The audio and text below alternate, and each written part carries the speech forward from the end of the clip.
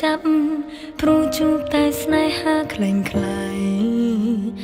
មិនដែលនឹកស្មានបានជួបស្នេហ៍ពិតឡើយពេលនឹងលែងឈឺតទៀនហើយ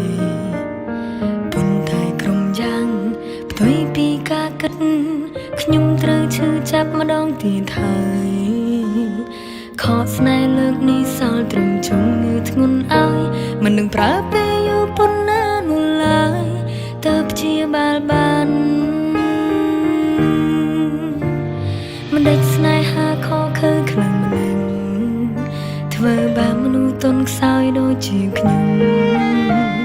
បដូររឿងគ្រប់យ៉ាងផ្លាស់ទៅជាអសង្ឃឹមដឹកនាំស្នាមញញឹមលែទុំសោ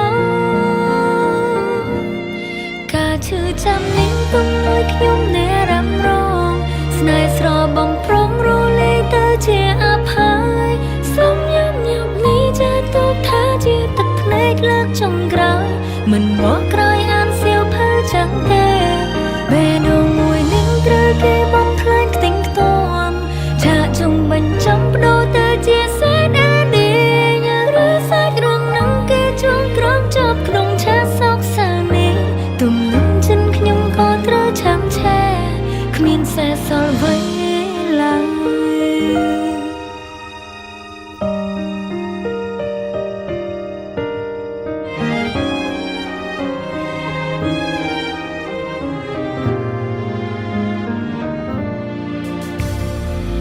តែគ្រប់យ៉ាង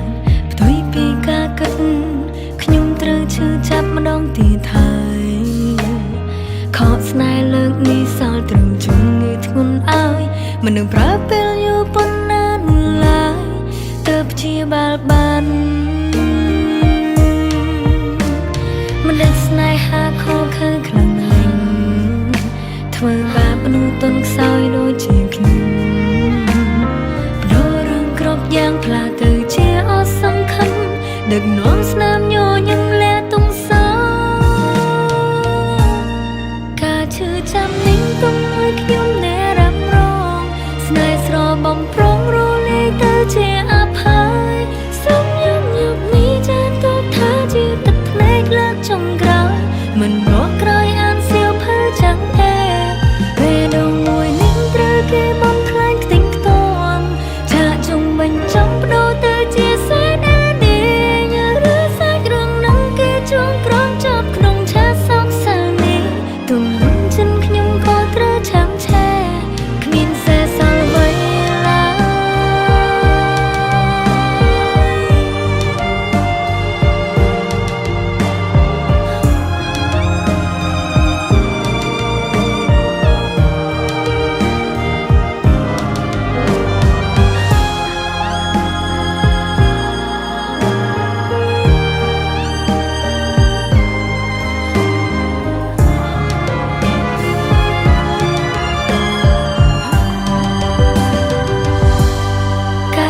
ចាំនឹងទុំឲ្យខ្ញុំនៅរំរងស្នេហ៍ស្របំប្រងរលាយទៅជាអភ័យ